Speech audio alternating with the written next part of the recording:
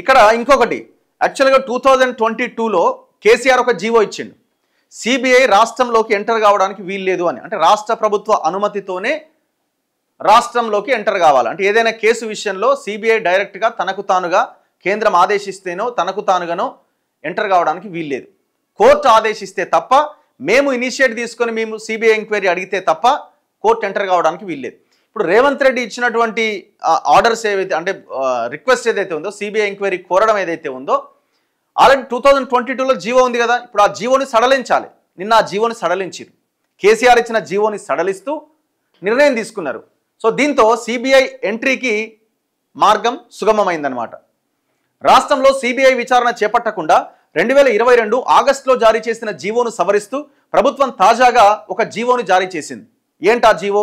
Kaleshwaram project పైన CBI విచారణ జరిపించాలని రాష్ట్ర ప్రభుత్వం కేంద్రాన్ని కోరిన నేపథ్యంలో అందుకు అనుగుణంగా ఈ తాజా జీవోను వెలువరించింది. మేడిగడ్డ బ్యారేజీ వైఫల్యానికి ప్రణాళిక, డిజైన్, నిర్మాణం, నాణ్యతా లోపాలు కారణమని నేషనల్ డ్యామ్ సేఫ్టీ అథారిటీ ఇచ్చిన తుది నివేదికలోని అంశాల ఆధారంగా ఈ సిబిఐ విచారణ జరపబోతున్నది. జస్టిస్ పిసి ఘోష్ కమిషన్ నివేదికను కూడా ఆ జీవోలో ప్రభుత్వం పేర్కొన్నది. అయితే హైకోర్టులో మంగళవారం జరిగిన విచారణలో జస్టిస్ పిసి ఘోష్ కమిషన్ సిఫారసులపైన చర్యలు తీసుకోవడం లేదని, ఎన్డీఎస్ఏ నివేదిక ఆధారంగా సిబిఐ విచారణ జరుపుతుందని ప్రభుత్వం తెలిపింది. రాష్ట్రంలో సిబిఐ ప్రవేశానికి వీలు కల్పిస్తూ సోమవారం ఇచ్చిన జీవోలో కూడా మేడిగడ్డ, అన్నారం, సుందిళ్ల బ్యారేజీల నిర్మాణంలో వైఫల్యాలపైన విచారణని పేర్కొనడం ప్రాధాన్యం సంతరించుకున్నది. ఏమంటున్నది ఇక్కడ? ఒకసారి ఆలోచించండి. సోమవారం ఇచ్చిన జీవోలో కూడా నాట్ ఆన్ కాళేశ్వరం పైన విచారణ. ఏమంటున్నది? సోమవారం ఇచ్చిన జీవోలో కూడా మేడిగడ్డ, అన్నారం, సుందిళ్ల బ్యారేజీల నిర్మాణంలో వైఫల్యాలపైన విచారణ అని పేర్కొనడం ప్రాధాన్యం సంతరించుకున్నది. అంటే మిగతా 90% ప్రాజెక్టు మీద ఎంక్వైరీ చేయడానికి ఈ రాష్ట్ర ప్రభుత్వానికి ఇష్టం లేదు. BJP, Congress, BRS, so called media అంతా ఎవడెవడైతే మెగా కృష్ణారెడ్డి దగ్గర నుంచి డబ్బులు తిన్నడో ఈ దొంగలంతా కలిసి ఈ విచారణ కేవలం 3ంటికే పరిమితం చేశారు. చాలా సేఫ్ గార్డ్గా నిలబడ్డారు మెగా కృష్ణారెడ్డికి. ఎంత దుర్మార్గం, ఎంత దారుణం ఇది! కండ్ల ముందు కనబడుతున్నది. ఎన్డీఎస్ఏ నివేదికలోని అంశాలపైన విచారణ చేపట్టాలని కేంద్రానికి రాసిన లేఖలో ప్రభుత్వం పేర్కొన్నట్టుగా స్పష్టమవుతోంది. 2022 ఆగస్టులో జారీ చేసిన జీవోకు సడలింపిస్తూ సోమవారం జారీ చేసిన జీవోను వెంటనే కేంద్రానికి పంపగా అందినట్లు సిబిఐ డైరెక్టర్ నుంచి అక్నాలజ్మెంట్ కూడా సోమవారమే వచ్చిందట. వీళ్ళు ఇమీడియట్గా జీవో పంపిరు, మీరు ఎంటర్ కావచ్చు, సిబిఐని ఆహ్వానిస్తున్నామని. వెంటనే వాళ్ళు కూడా ఎస్ మీ లెటర్ మాకు అందింది అని అక్నాలజ్మెంట్ కూడా పంపించడం జరిగింది. దీంతో కాళేశ్వరం బ్యారేజీల అంశం సిబిఐ చేతిలోకి వెళ్ళిపోయింది. రేపు సిబిఐ కూడా ఎంక్వైరీ చేసే దేని మీద? కేవలం 3 బ్యారేజీల మీద మాత్రమే. ఇప్పుడు కేంద్రము ఏం చేయాలంటే, అసలు కోర్టులు కూడా దయచేసి మనం రిక్వెస్ట్ చేస్తున్నాం ఏంటంటే, అసలు ఎవరైనా ఒకరు పిటిషన్ వేస్తే బాగుంటుంది. 10% ప్రాజెక్ట్ మీద ఏంది, మొత్తం ప్రాజెక్ట్ మీద ఎంక్వైరీ జరగాలి. ఇప్పుడు సిబిఐకి సడలింపు వచ్చేసింది కదా, సిబిఐ ఎంటర్ కావచ్చు కదా తనంతట తానుగా. చలో ఇప్పుడు మొత్తం ప్రాజెక్ట్ మీద ఎంటర్ కావాలా? అవుతారా? కారు. ఎందుకు గారు? బీజేపీకి 500 కోట్లు ఇచ్చిండు, కాంగ్రెస్కి 150 కోట్లు ఇచ్చిండు, బీఆర్ఎస్ వాడు పెంచి పోషించిండు, దేశంలో ఉన్న అన్ని పార్టీలకు ఇచ్చి పడేసిండు. ఇక అన్ని డబ్బులు 1000 కోట్లు. ఇవాళ పార్టీలకు పోయిన డబ్బులు సొమ్ము మొత్తం కాళేశ్వరం సొమ్మే. మెగా కృష్ణారెడ్డి ద్వారా పార్టీలకు పోయిన డబ్బంతా కాళేశ్వరం సొమ్ము, తెలంగాణ జాతి సొమ్మే. ఈ జీవోలో ఏముంది? రాష్ట్రంలోకి సిబిఐ ప్రవేశాన్ని నిరోధిస్తూ 2022 ఆగస్టు 30వ తేదీన జారీ చేసిన జీవో 51ని సవరిస్తూ ప్రభుత్వం సోమవారం జీవో 104 జారీ చేసింది. ఏ అంశంపై విచారణ జరపాలో అందులో పేర్కొన్నది. కాళేశ్వరం సాగునీటి ప్రాజెక్టులో భాగంగా గోదావరి పైన మేడిగడ్డ, అన్నారం, సుందిళ్ల బ్యారేజీలు నిర్మించారు. జీవోలో ఉన్న అంశం ఇది. 2023 అక్టోబర్ 21వ తేదీన మేడిగడ్డ 7వ బ్లాక్లో 16, 17, 18, 19, 20, 21వ పియర్స్ కుంగినాయి. 2023 అక్టోబర్ 22వ తేదీన నేషనల్ డ్యామ్ సేఫ్టీ అథారిటీ కమిటీని ఏర్పాటు చేసింది. అదే ఏడాది అక్టోబర్ 24వ తేదీన ఆ కమిటీ పర్యటించి నవంబర్ 1వ తేదీన తెలంగాణ ప్రభుత్వానికి నివేదిక సమర్పించింది. 2024 మే 1వ తేదీన మధ్యంతర నివేదిక, 2025 ఏప్రిల్ 24వ తేదీన తుది నివేదికను సమర్పించింది. నిర్మాణంలో లోపాలు, ప్లానింగ్, డిజైన్, నాణ్యత తనిఖీలు సరిగ్గా లేకపోవడం వల్ల మేడిగడ్డ బ్యారేజీ వైఫల్యం చెందినట్లు ఎన్డీఎస్ఏ పేర్కొన్నది. కాళేశ్వరంపై జస్టిస్ ఘోష్ కమిషన్ను తెలంగాణ ప్రభుత్వం 2024 మార్చి 14న ఏర్పాటు చేసింది. కమిషన్ ఈ ఏడాది జూలై 31వ తేదీన నివేదిక సమర్పించింది. బ్యారేజీల నిర్మాణంలో లోపాలు చోటు చేసుకున్నాయని, అనేక అక్రమాలు జరిగాయని, తీవ్రమైన క్రిమినల్ చర్యలు తీసుకోవాలి అని సూచించింది. దీనిపై ఆగస్టు 4వ తేదీన మంత్రివర్గం చర్చించి శాసనసభలో నివేదికను ప్రవేశపెట్టాలని నిర్ణయించింది. ఆగస్టు 31వ తేదీన శాసనసభలో చర్చించి మేడిగడ్డ, అన్నారం, సుందిళ్ల బ్యారేజీల నిర్మాణాలకు సంబంధించిన అంశాలపైన విచారణను సిబిఐకి అప్పగించాలని నిర్ణయించింది. ఈ మేరకు 2022 ఆగస్టు 20వ తేదీన జారీ చేసిన ఉత్తర్వుకు సడలింపు ఇవ్వాలని రాష్ట్ర ప్రభుత్వం నిర్ణయించింది. పబ్లిక్ సర్వెంట్స్, ప్రైవేటు వ్యక్తులు, కంపెనీలపైన దర్యాప్తునకు అవకాశం కల్పించింది. సిబిఐకి ప్రభుత్వం పూర్తిగా సహకారం అందిస్తుందని ఆ జీవోలో పేర్కొనడంతో పాటు ఇదే అంశాన్ని కేంద్రానికి తెలిపింది. తదుపరి కార్యాచరణ ఏంటి? ప్రభుత్వ వర్గాల సమాచారం ప్రకారం అన్ని అంశాలను సిబిఐ పరిశీలించి అనుమతి కోసం డిఓపిటికి పంపుతుంది. డిఓపిటికి పంపుతుంది. దాన్ని డిఓపిటి పరిశీలించి దర్యాప్తు చేపట్టడానికి అంగీకరిస్తూ నోటిఫికేషన్ జారీ చేస్తుంది. అయితే సిబిఐ కేసు నమోదు చేయాలంటే గవర్నర్ అనుమతి అవసరం. సిబిఐ దర్యాప్తులో ప్రజాప్రతినిధులు బాధ్యులుగా తేలితే వారిని అరెస్టు చేయడానికి గతంలో గవర్నర్ అనుమతి అవసరమయ్యేది. అయితే చట్టంలో జరిగిన మార్పుల ప్రకారం ముందుగానే గవర్నర్ అనుమతి అవసరమని సంబంధిత వర్గాలు తెలిపాయి. జస్టిస్ పిసి ఘోష్ కమిషన్ తన నివేదికలో మాజీ సీఎం కేసీఆర్, మాజీ మంత్రులు హరీష్ రావు, ఈటల రాజేందర్లను తప్పుపట్టింది. ఎన్డీఎస్ఏ నివేదికలో ప్రజాప్రతినిధుల పేర్లు లేనందున ఈ నివేదిక ఆధారంగా సిబిఐ కేసు నమోదుకు గవర్నర్ అనుమతి అవసరం అవుతుందో లేదో చూడాల్సి ఉంటుందని పోలీసు వర్గాలు పేర్కొంటున్నాయి. ఘోష్ రిపోర్ట్లోనేమో డైరెక్ట్ పేర్లున్నాయి, ఎన్డీఎస్ఏ రిపోర్ట్లో ఎవరి పేర్లు లేవు. సో కాబట్టి ఇప్పుడు ఎన్డీఎస్ఏ రిపోర్ట్ని బేస్ చేసుకుని విచారణ అంటున్నారు కాబట్టి పేర్లు లేనందున గవర్నర్ అనుమతి అవసరమా లేదా అన్నది సిబిఐ వాళ్ళు తేల్చాల. ఒక నిమిషం, ఎన్డీఎస్ఏ రిపోర్ట్ మన దగ్గర ఉండాలి.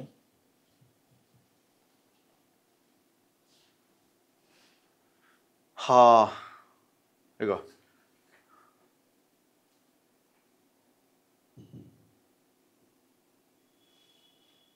ఇది నేషనల్ డ్యామ్ సేఫ్టీ అథారిటీ ఇచ్చిన రిపోర్ట్. ఇది ఆనాడు 1 November 2023.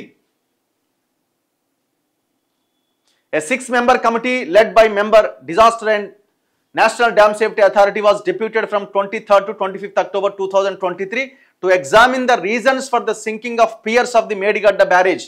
The NDSA committee held discussions with ENC General Telangana and 23rd at Hyderabad. So itla villu total report ni ఇవ్వడం జరిగింది. ఇగో as per the committee findings, piers had sunk due to a combination of issues involving planning, design, quality control and operation and maintenance, O&M. So చాలా డీటెయిల్డ్గా వీళ్ళు NDSA ఒక రిపోర్ట్ని ఇవ్వడం జరిగింది. ఆనాడు సంజయ్ కుమార్ సిబల్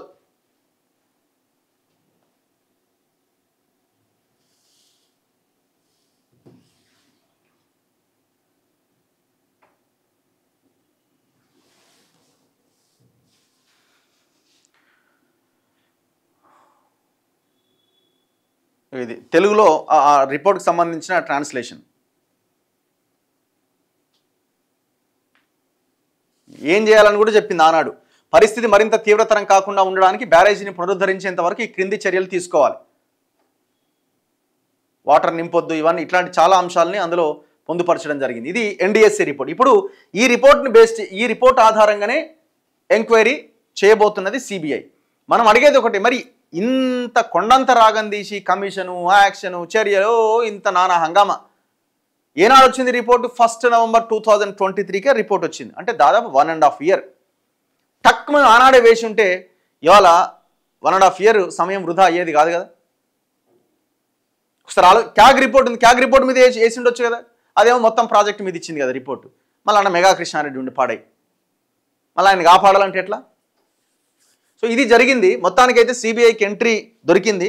మరి ఏం ఎంక్వైరీ జరుగుతుందో ఏందో చూడాలి. నాకైతే పెద్దగా దీని మీద ఏదో జరుగుతుందనేది ఇది లేదు. ఎందుకంటే టోటల్ ప్రాజెక్ట్ మీద ఎంక్వైరీకి ఆదేశిస్తే అది వేరే లెక్క ఉంటుండే.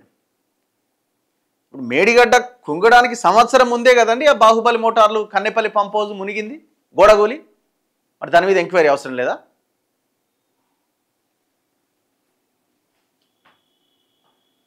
పబ్లిక్ మీరేమనుకుంటున్నారు?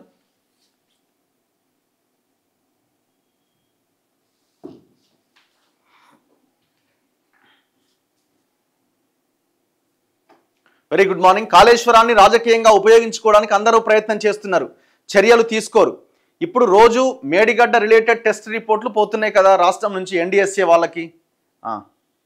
రఘుభాయ్ కేసీఆర్ మెగా కృష్ణారెడ్డి ద్వారా సీఎంకు కోట్ల రూపాయలు ముట్టినాయి. దీపం ఉండగానే ఇల్లు చక్కదిద్దుకుంటుండు, మళ్ళీ అవకాశం రాదు అని. అయ్యుండొచ్చు, డౌట్ ఏముంది అందులో. అంతా రాజకీయ జగన్నాటకమే. ప్రజలకు క్లారిటీ ఉందండి దీని మీద.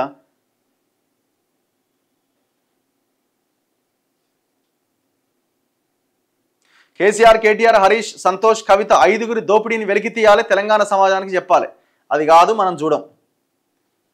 అది అయ్యేది కాదు. అది కాకపోతే వాళ్ళు పంచుకుంటారు అవసరమైతే. కానీ కాగు వాళ్ళకి రేవంత్ రెడ్డి వచ్చాక ఏదో సమాధానం ఇచ్చారంట కదా, 3 బ్యారేజీల కాస్ట్ పెరగడానికి అని సహేతుకంగా సమాధానం ఇచ్చారంట కదా అట. ఏం సహేతుకమైన సమాధానం ఇచ్చారు?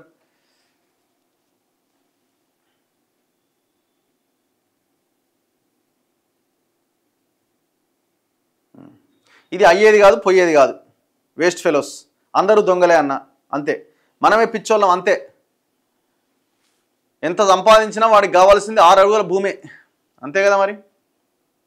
అసలు ఈ సంపాదన ఇంత పెద్ద ఎత్తున సంపాదించే వాళ్ళకి వాడి భూములకి, వాడి డబ్బులని వాడు జీవిత కాలంలో కూడా వాడు ఆ ప్లేస్లకు పోడేమో, అంటే అనుభవించరేమో. పోనీ అనుభవించే అవకాశం ఏమన్నా ఉందా? వాడికి ఉన్న ఇల్లు, తినే తిండి తప్ప ఇంకేం అనుభవిస్తాడు చెప్పండి? తిరిగే కారు తప్ప. ఒక్కడు కూడా అరెస్ట్ కాడు. కరెక్ట్గా చెప్పారు మీరు. ఒక్కడు కూడా అరెస్ట్ కాడు. వీళ్ళు చేయరు. వీళ్ళు ఏడా చేస్తారు? వీళ్ళు అంత లాలూచి వ్యవహారాలు అంతా. కాళేశ్వరం మీద రాజకీయాలే చేస్తారు, చర్యలు తీసుకోరు. అన్న తీర్మానం మల్లన్న పార్టీకి మీరు సపోర్ట్ ఉన్నారా? పార్టీ పెట్టారా ఇంతకీ? ఇంకేం రాలే కదా, వస్తుందని అంటున్నారు. సపోర్ట్ ఎందుకు ఉండదు? అన్ని పార్టీలకి మద్దతే ఉంటుంది. అందరూ గట్టిగా కొట్లాడాలా, క్వశ్చన్ చేయాలనే ఆలోచనతోనే మనం కూడా మాట్లాడతాం కదా.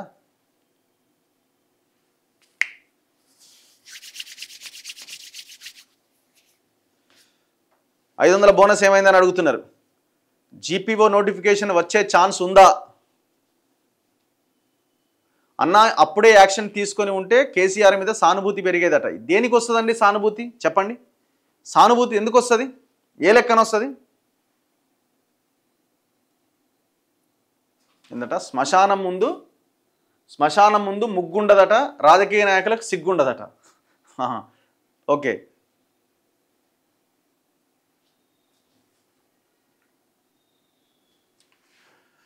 చలో, సెంట్రల్ బ్యూరోతోనే సాధ్యమట పారదర్శకత. అందుకే అన్నాడు కేసీఆర్ సిబిఐ మీద ఆంక్షలు పెట్టిండట. దేని మీద నమ్మకం లేదు. ఈ దేశంలో అన్ని వ్యవస్థలు ఇటు రాష్ట్ర ప్రభుత్వ పరిధిలో, అవసరమైతే అటు కేంద్ర పరిధిలో ఉంటాయి. ఎవరికి వాళ్ళు దాన్ని మేనేజ్ చేయడం తప్ప ఏం లేదు.